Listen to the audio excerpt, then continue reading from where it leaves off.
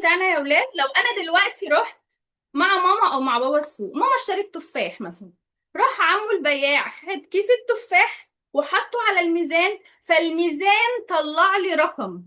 الميزان طلع لي رقم، طلع لي ربع، طلع لي نص. هو الربع او النص ده ايه يا ترى؟ ده وزن التفاح ولا كتلة التفاح ولا حجم التفاح؟ حد يعرف؟ كتلة التفاح. الناس اللي كانت حاضرة المرة اللي فاتت اكيد عارفة، احنا عايزين الناس الجديدة. حد عارف؟ يا ترى ده كتلة ولا وزن؟ عشان هو اسمه ميزان فيبقى ده وزن وزن. ولا ممكن ايه؟ وزن. وزن. ناس بتقول وزن، حد عنده رأي تاني؟ كتلة. كتلة، ماشي. وباقي الناس مستمعين بس ولا ايه؟ عايزين رأيكم، ده حجم ولا وزن ولا كتلة كتلة ولا يا ايه مس. بالظبط؟ ده لا، كتلة يا ولاد. كتلة وزن. برافو ماشي. عليكم، ده كتلة. انا لما اروح مع ماما يا حبايبي تجيب طماطم، تجيب بطاطس، تجيب تفاح، الوزن ده، او مثلا بنقول له ايه ده، وزنها 2 كيلو. كلمة وزن دي غلط، هي المفروض كتلتها 2 كيلو. ماشي يا ولاد؟ طيب انت ليه يا مس دخلتينا في الميزان وفي صح عند خاطر. الخضار؟ ايه علاقة ده يا مس بالعلوم؟ هقول لكم ايه علاقته دلوقتي، ما تستعجلوش، لما اعمل شير للكتاب هتفهموا انا قصدي على ايه.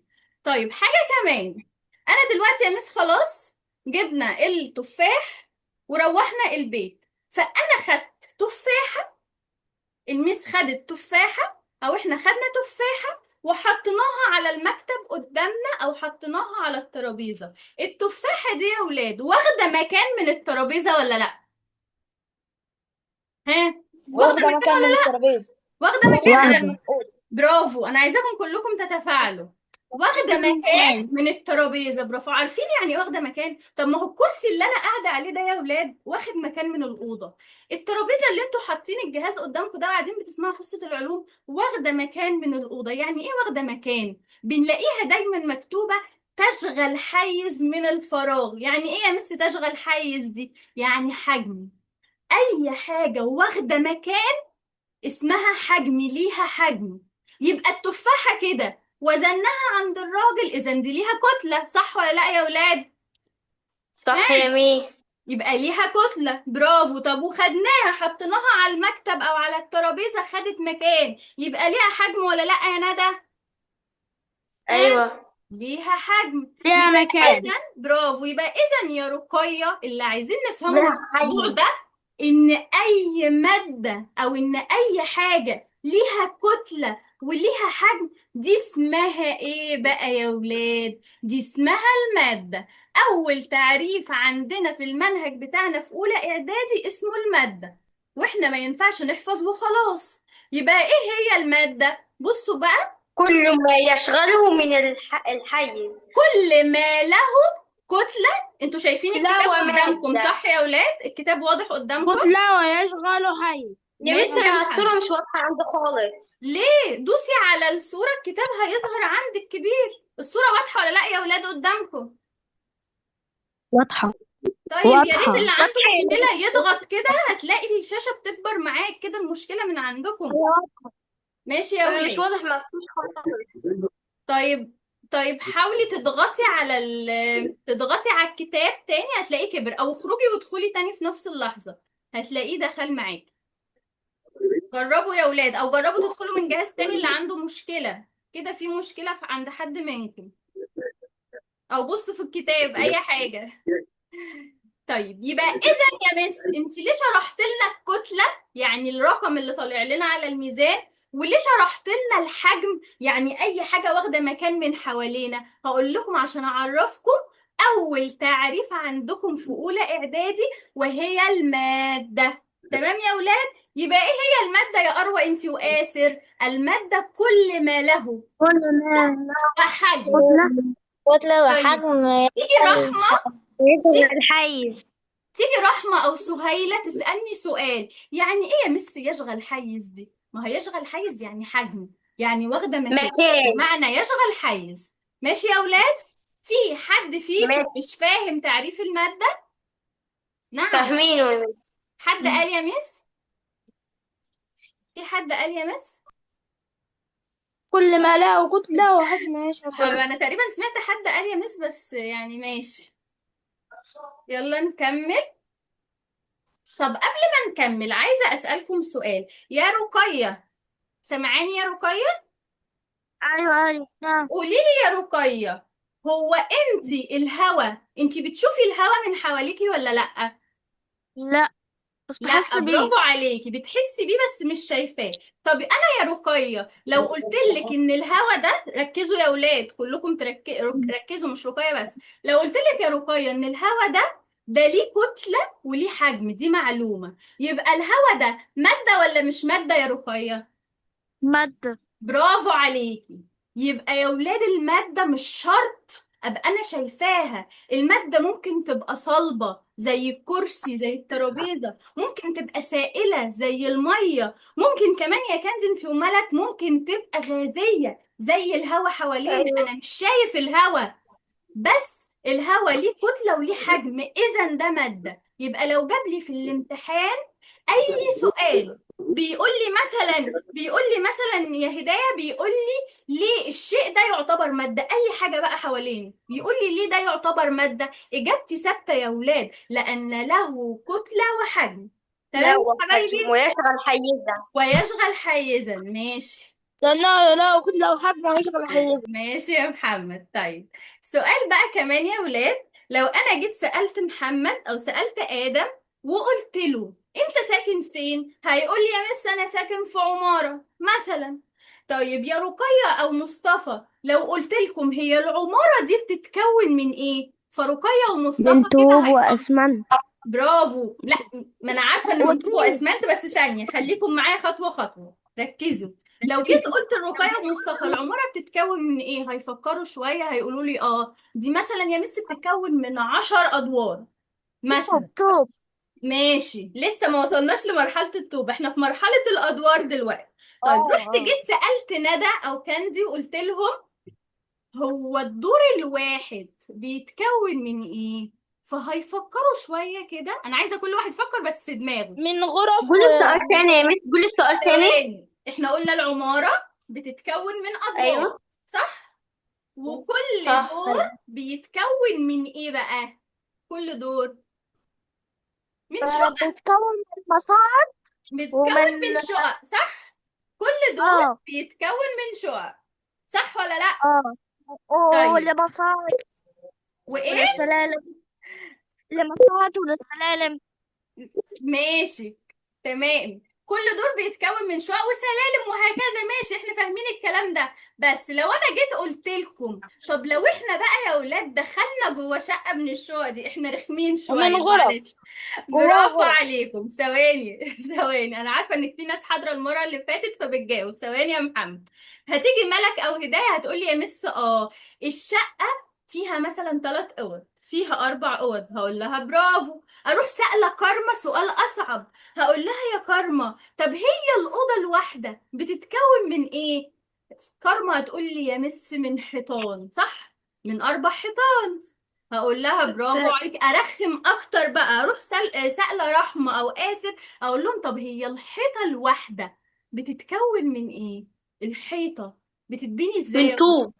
برافو عليكم، الحيطة طوب. الواحدة من طوب، صح؟ يبقى إذا أصغر حاجة في العمارة هي مين؟ ها؟ الطوب. الطوبة. الطوب. الطوبة، برافو عليكم. يبقى لما أجي أقول لكم وأسمنت. يعني إيه بقى كلمة أصغر حاجة يا ولاد؟ أصغر حاجة دي يا آسر، يا اسمها في عندنا في العلوم وحدة بناء. اسمها إيه بناء. يا وحدة ولاد؟ بناء.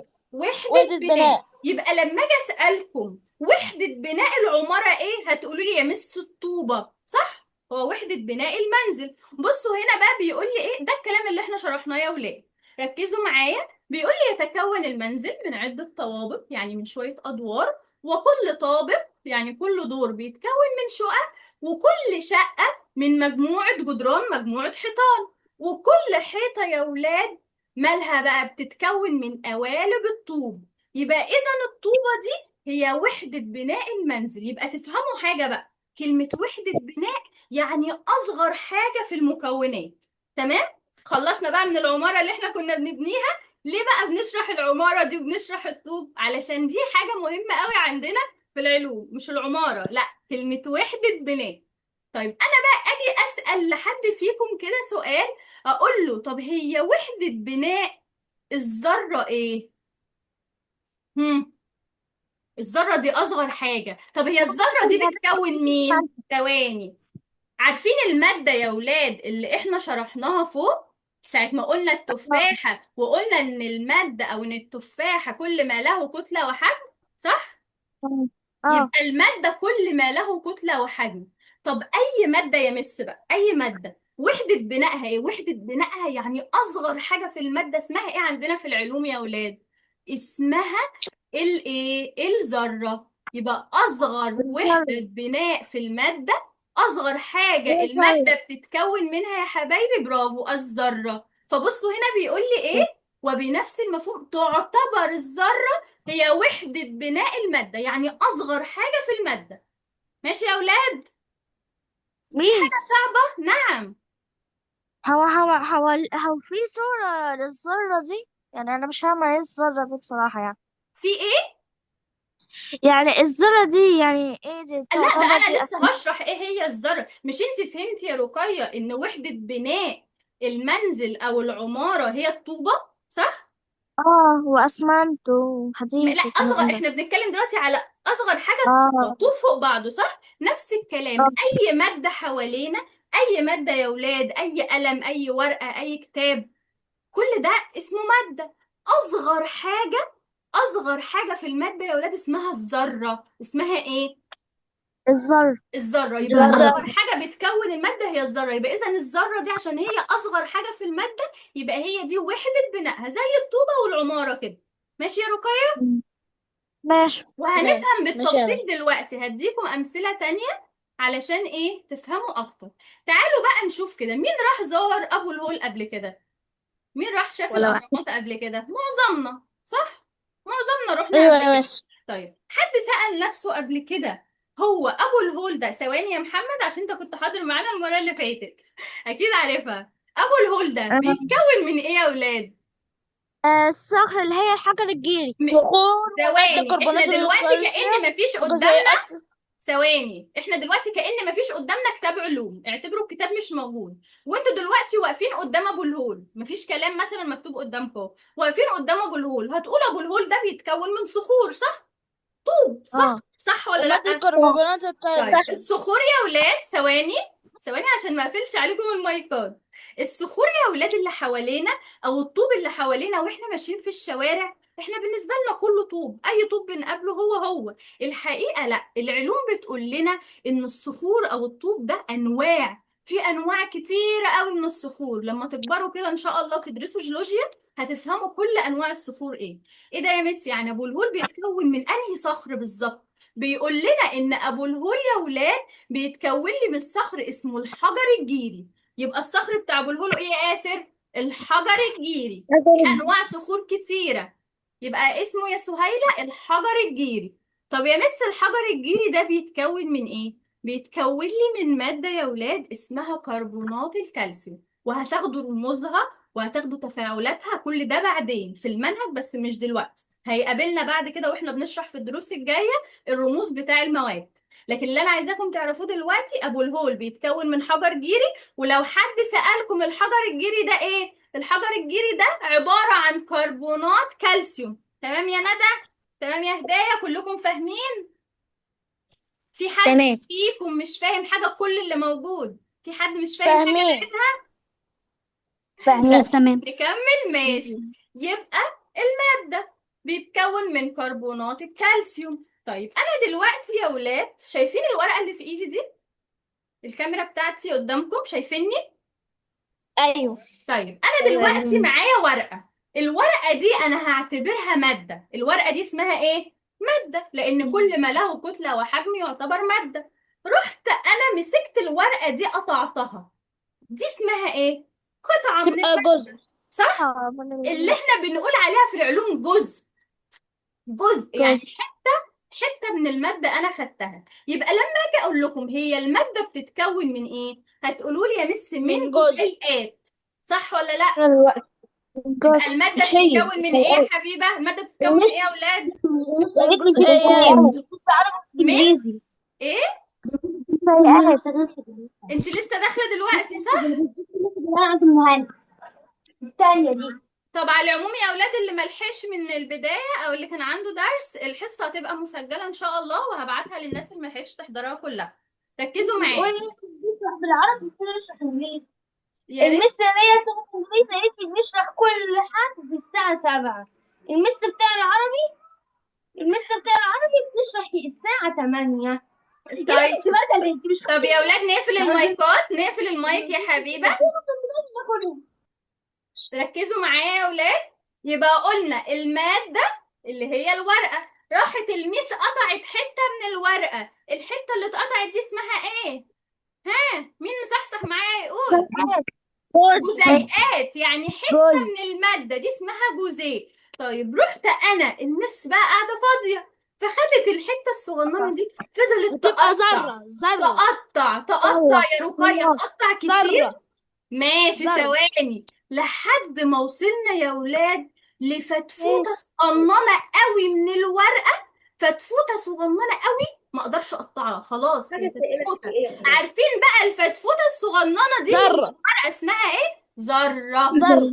برافو عليكم. يبقى لما حد يسالنا الماده بتتكون من ايه، افتكروا ميس رحاب وهي ماسكه الورقه، الورقه دي ماده قطعت منها حته بقت جزيء، والجزيء خدته قعدت اقطعه لحتت صغننه قوي قوي يا رقيه، فتافيت صغننه كده، فكون لي ذره. يبقى يعني ايه ذره؟ الذره دي حاجه انا مش قادره، ما بتقدرش تتقسم تاني، ما بقدرش اقطعها تاني لان هي صغيره قوي. نفس الكلام اللي شرحناه على الورقه ده، تعالوا نشوفه على ابو الهول. بيقول لي ابو الهول ماله؟ بيتكون من الحجر الجيري، اللي هو بيتكون من ماده اسمها كربونات الكالسيوم، صح؟ والماده بتتكون من جزيئات. يبقى مادة كربونات الكالسيوم هتتكون من جزيئات ايه؟ اكيد جزيئات كربونات الكالسيوم، ما هي كربونات كالسيوم، ماشي؟ طيب يبقى الجزيئات بقى، قلنا اخر حاجة الفتفوتة الصغننة اسمها ايه؟ ذرات. يبقى بصوا هنا يا ولاد بيقول ذرة. ايه؟ والجزيئات بتتكون من ذرات، اصغر حاجة. يبقى الذرة دي هي وحدة بناء وتركيب جميع المواد، مش ابو الهول بس، ده اي مادة حوالينا. يبقى الذرة هي وحدة بناء وتركيب جميع المواد. في حاجة صعبة؟ في حاجة صعبة لحد كده؟ لا حلو يا مس. نكمل يعني؟ لا. اه ماشي. طيب الذرة دي يا مس بقى اللي احنا قلنا دي أصغر حاجة موجودة في المادة، تعالي نعرف عنها كده شوية حاجات. بيقول لي بقى إن زمان يا ولاد تعددت محاولات اكتشاف بنية الذرة، من زمان أوي، من أيام الإنسان الحجري، وهم بيحاولوا يكتشفوا الذرة دي والبنية بتاعتها. بيقول لي إيه؟ في العصور القديمة زمان جدا جدا، اعتقد الفلاسفة اليونانيون، ده فيلسوف يوناني، ماله بقى الفلاسفة بتوع اليونان دول؟ اعتقدوا ان المادة، ركزوا الكلام ده هيفكركم بالورقة اللي كانت في ايدي، اعتقدوا ان المادة بتتكون من اجزاء صغيرة غير قابلة للتجزئة، الحتت اللي احنا مش هنقدر نقطعها تسمى ايه بقى يا ولاد؟ بصوا بيقول لي ايه اسمها، ايه؟ ذرات. يبقى الحاجة ذرات. اللي ما بنقدرش نقطعها اسمها غير قابلة للتجزئة، يعني ما نقدرش ذرات. نقطعها. ذرات، برافو عليكم. طيب بعد كده هما الفلاسفة اليونانيون بس يا مس اللي اتكلموا عن الذرة؟ هقول لكم لا، ده جه بعدهم عالم اسمه عالم دالتون، اسمه دالتون، ماله بقى؟ بيقول لي في أوائل القرن ال19 وضع العالم دالتون أول نظرية علمية عن الذرة. هو أول واحد حط نظرية بحق وحقيقي عن الذرة، أوضح فيها عدم قابليتها للانقسام. ها، مين فيكم شاطر يقول لي يعني إيه عدم قابليتها للانقسام؟ مين فاهم؟ ما نعرفش نقطعها تاني. برافو، يعني ما مش نعرفش هتتكسر. نقطعها تاني، برافو، زي فتفوتة الورقة كده، ماشي يا ولاد. برافو عليكم ما شاء الله، باين عليكم كلكم مجتهدين كده ومصحصحين معايا. طيب بعد كده بقى العالم دالتون خلص، نسكت على كده؟ لا، ده جه بعده عالم تاني اسمه رازرفورد، الاسم ده افتكروه عشان هيتكرر معاكم كتير قوي في المنهج السنة دي. بيقول لي سنة 1909 وضع العالم رازرفورد اول نموذج للذره على اساس تجريبي، يعني ده بقى ايه، خد الموضوع جد وقعد جرب وحاول وعمل ابحاث عشان يحط اول نموذج بحق وحقيقي للذره. نعرف اكتر بس كده مين هو رازرفورد؟ الذرة يا مس. اه بيقول لي مين هو رازرفورد. بيقول لي ده عالم نيوزيلندي من نيوزيلندا، اتولد سنة 1871 وخد يا ولاد جايزة نوبل في الكيمياء. سلموه جايزة نوبل في علم الكيمياء سنة 1908 وتوفى سنة 1900 كام 37. طيب الراجل ده قدم أبحاث وقدم حاجات مفيدة قوي لبلده وللعالم كله، فبلده حبت تكرمه. بلده عملت ايه؟ بلده راحت واخدة صورته وحطتها على الورقة أو على العملة بتاعتها، زي ال100 جنيه كده عندنا في مصر. هما بقى راحوا حاطين صورته على العملة بتاعتهم، على الفلوس بتاع نيوزيلندا دي، تكريما ليه على الحاجات اللي عملها واللي فات بيها البشرية. ماشي يا ولاد؟ ماشي. عرفنا الدولة كرمت أنكل رذرفورد ازاي؟ نكمل.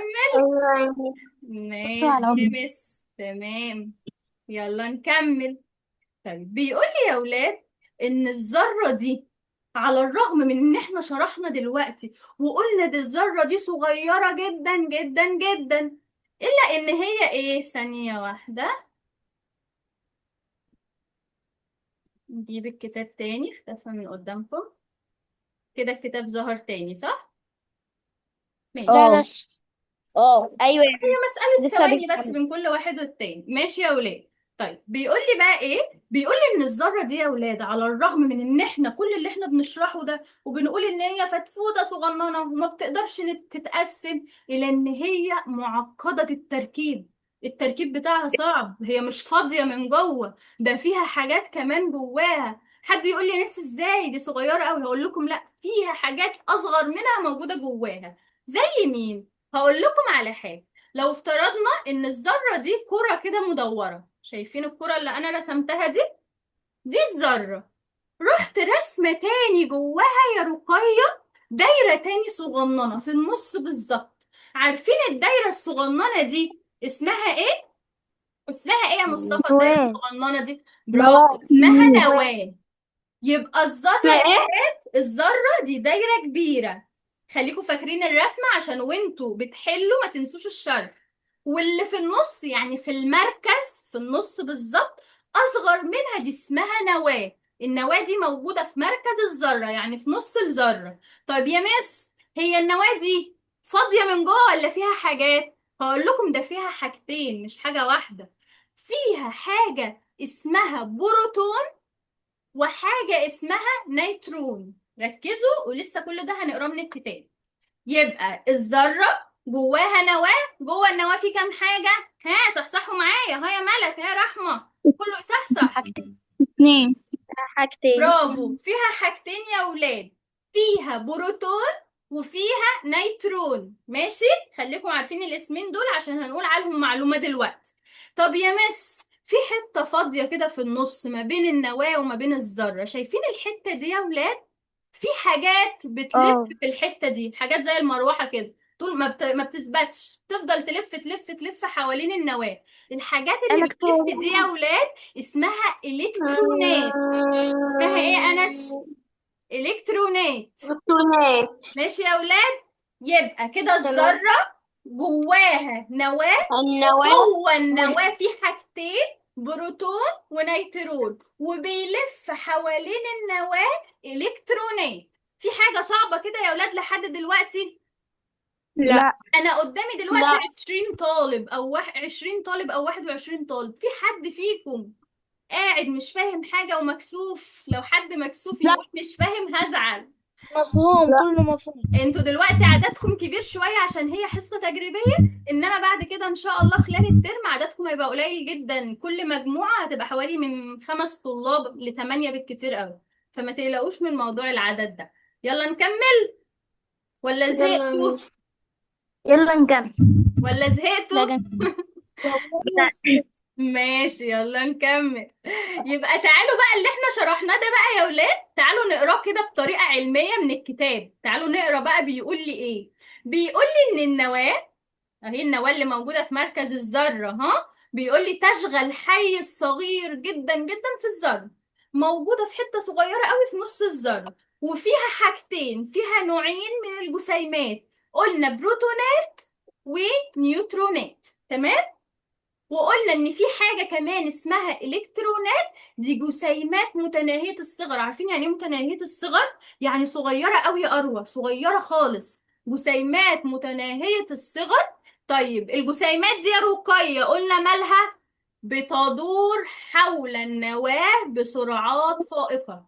يعني يا رقية دي بتلف حوالين النواة، ومش بتلف كده خلاص، دي بتلف يا ميس بسرعة كبيرة جدا. ماشي. اه.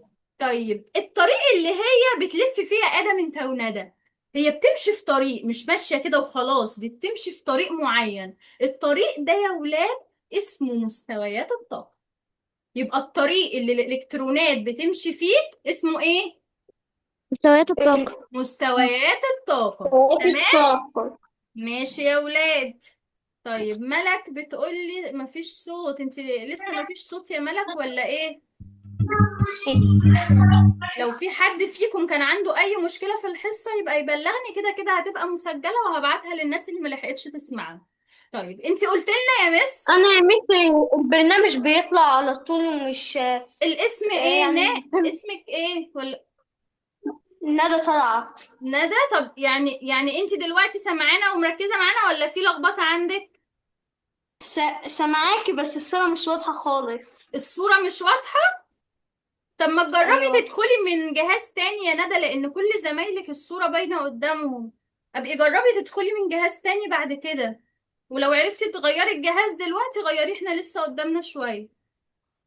او اخرجي يا ندى، ماشي. اخرجي من الحصة خالص، اعملي مغادرة وادخلي تاني على اللينك في الجروب. ادخلي من الاول شوفي هتظهر معاكي الصورة ولا لا. جربي اعملي محاولة. ماشي. ماشي يا مس. بصوا يا ولاد، عندي ملحوظة مهمة يا مس. انت لما رسمت لنا دايرة كبيرة وقلت لنا ان دي اسمها الذرة، ورحتي رسمة دايرة اصغر منها وقلت لنا دي اسمها نواة. طب اما هي يا مس الذرة صغيرة قوي، بس النواة دي اصغر منها. عارفين اصغر منها بقد ايه يا ولاد؟ عارفين لو رحتوا ملعب كورة، ملعب كبير، ورحتوا جيتوا في نص الملعب حطيتوا دبوس، دبوس في نص الملعب، هو الدبوس هيبقى الذرة. باين اصلا من الذرة. الملعب؟ الدبوس هيبقى باين؟ الذرة. مش باين. لا. لا. فالحجم بين الذرة وبين النواة الصغيرة زي الحجم بين ملعب كبير ودبوس في نص الملعب. الدبوس ده كأنه هو النواة، والملعب الكبير ده كأنه هو الذرة. شفتوا الفرق في الحجم بين الذرة وبين النواة عامل ازاي يا ولاد؟ بصوا حتى هنا هو بيقول لي تعتبر النواة ضئيلة الحجم جدا جدا، يعني صغيرة قوي إذا ما قورنت بحجم الذرة. فمثلا حجم الذرة زي حجم ملعب البيسبول، وحجم النواة زي راس الدبوس في نص الملعب. شفتوا الفرق في الحجم كبير ازاي يا ولاد؟ نكمل ناخد جزئية تاني صغيرة. حابة اعرفكم الزوم لو خرج ادخلوا تاني من نفس اللينك، ادخلوا تاني على طول من نفس اللينك لو لو الزوم قفل دلوقتي. ماشي.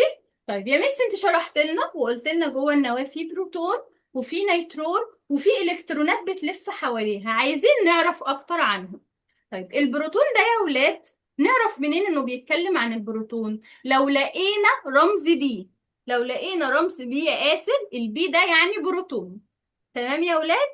طيب يا أستاذ محمد أنت وآدم، النيترون رمزه إيه؟ من اسمه نيترون أوله حرف النون، يبقى الرمز بتاعه N. ماشي يا ولاد. طيب الإلكترون إي، إلكترون إي، يبقى ده رمزه إي وعليها سالب كده من فوق، ده رمز هو الإلكترون. ليه سالب يا مس على الايه؟ إيه؟ ليه في سالب على الايه؟ ما بقولك إي وفوقيها سالب، هو هنقول ليه فوقيها سالب دلوقتي، هنعرف ليه السالب انا دي. دخلت انا لسه داخله دلوقتي. ليه أخرتي ليه كده مريم؟ صح؟ اه. أخرتي ليه يا مريم؟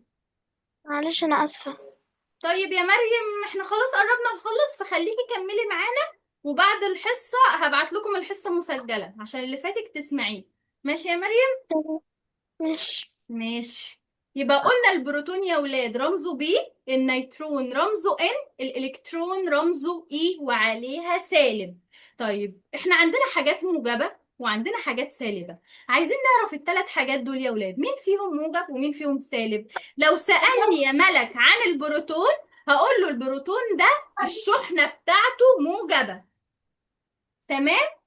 طيب الشحنة بتاعته موجبة، الكتلة بتاعته بقى ايه يا كارمنتي وكاندي؟ بيقول لي الكتلة بتاعته 1 يو، كتلته 1. طب 1 وفهمناها، ايه يو دي؟ يعني ايه يو؟ مش احنا عندنا بنقيس مثلا بنقيس كتلة مثلا الخضار بالكيلو جرام، صح؟ بالكيلو جرام. اه هنا بقى يس لما نيجي نقيس كتلة الحاجات اللي في الذرة والتفاعلات، ما ينفعش نقيسها بالكيلو، دي حاجات صغيرة قوي، بتتقاس بوحدة اسمها اليو. اليو دي يا ولاد، يعني ايه؟ اليو دي يا ولاد دي وحدة قياس الحاجات الصغيرة قوي اللي موجودة في الذرة. دي اختصار لكلمة بالانجليزي كبيرة جدا، مش عليكم ما تلخبطوش نفسكم. اليو دي هي اسمها وحدة كتل ذرية، يعني بنقيس بيها كتلة الحاجات اللي في الذرة. ماشي؟ ماشي اوكي. يا هداية؟ ماشي يا رقية؟ فاهمة؟ في حد فيكم مش فاهم اه الحمد حاجة؟ لله. رقية والباقيين مش رقية بس، حد فيكم مش فاهم حاجة؟ الحمد لله فاهمين. ماشي. فاهمين. ماشي نكمل، ما شاء الله عليكم شاطرين. طيب بعد كده عندنا النيوترون.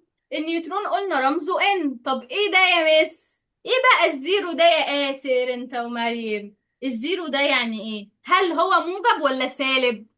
ها مين عارف؟ عارف يا أنس؟ النيوترون ده كده موجب ولا سالب؟ هو حاطط لي قدامه صفر. ها هو ماله؟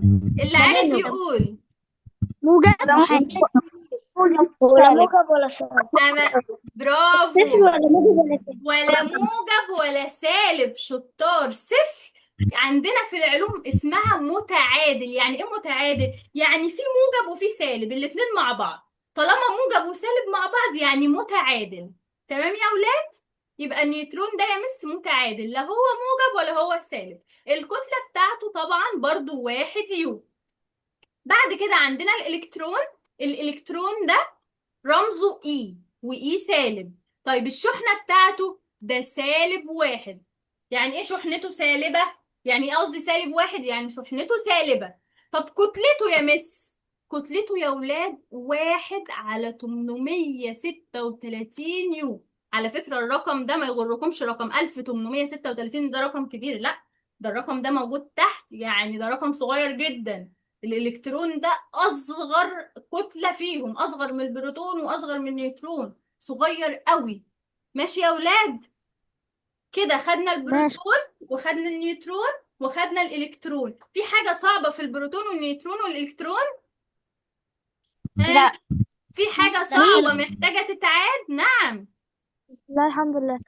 ميس هو الملزمة دي هتبعتيها على الجروب ولا؟ دي مش ملزمة. طب ثانية واحدة بس. من بداية الحصة لحد دلوقتي في حاجة مش مفهومة نعيدها لأي حد فيكم؟ لا. طيب خدنا المادة وقلنا إن المادة دي كل ما له كتلة وحجم، وخدنا النواة موجودة في الذرة من جوه وجواها بروتون ونيوترون، وخدنا إن الإلكترونات بتلف حواليهم، وكمان شرحنا إن البروتون موجب، النيوترون متعادل، والإلكترون سالب. والناس اللي فاتها مس جزء من الشرح هبعت لهم الحصة مسجلة. نعم، مين بيقول يا مس؟ أنا مريم. قولي مس يا هو مريم. النواة جوه، هي الذرة اللي هي جوه النواة ولا النواة هي اللي جوه الذرة؟ لا بصي، هي الذرة الكبيرة وجواها نواة صغيرة، وما تقلقيش هبعتلك الحصة هتلاقي كل ده مشروح بالظبط يا مريم. ماشي؟ ماشي هتسمعي مس. الشرح بتاعها بالتفصيل بالرسومات بكله. تمام؟ شكرا. العفو يا مريم. طيب بصوا، بما انكم في اجازة فمش عايزين نطول عليكم اكتر من كده، يعني كفاية شرح لحد كده بما انها لسه حصة تجريبية. تمام يا ولاد؟ في حد فيكم عنده اي استفسار عن اي حاجة؟ ها، حد عنده اي سؤال؟ مفي. مش اتفضل. ممكن شكرا تبعتي لي شهر اللينك؟ يا مس. انا مش سامعاه ايه. ماشي. مش سامعه قوي. على العموم يا اولاد دي كانت حصه تجريبيه مجانيه باذن الله. اللي هينضم للجروبات اللي انا عاملاها لاولى اعدادي عشان نشرح بقى السنه كلها كامله، يدخل لي برايفت ويعرفني الاسم ثلاثي علشان يلحق يختار ميعاد يناسبه. وبالنسبه لتفاصيل الاشتراك وكده هبعتها على الجروب بالتفصيل، بس ارجوكم اللي هيحجز يبلغني بدري علشان المواعيد بتخلص والناس بتدخل بتقول انا مش لاقيه مواعيد. ماشي يا ولاد، وما شاء الله عليكم كلكم كنتوا فاهمين كويس جدا. ما شاء الله المعلومه بتوصل لكم بسرعه، بس انا عايزه افهم انتوا اللي شاطرين قوي كده ولا انا شرحي حلو؟ انت شرحك حلو خالص لا يا وانتوا ميس. شاطرين، وانتوا شاطرين الاتنين يا بقى. ميس. شرحك حلو يا ميس. لو انتوا لا شاطرين بقى، طبعا يا ميس شرحك تحفة. حتى لو انا شرحي حلو انتوا كمان ما شاء الله عليكم شاطرين وبتفهموا بسرعة، من احسن المجموعات اللي دخلت اديتها حصة. ماشي يا ولاد، هتوحشوني ان شاء الله لحد ما نتقابل في بداية السنة. تمام. حد شكرا عنده؟ يا ميس. ماشي يا حبايبي، اشوفكم على خير ان شاء الله. مع السلامة. مع السلامة. سلام يا ميس. مع السلامة.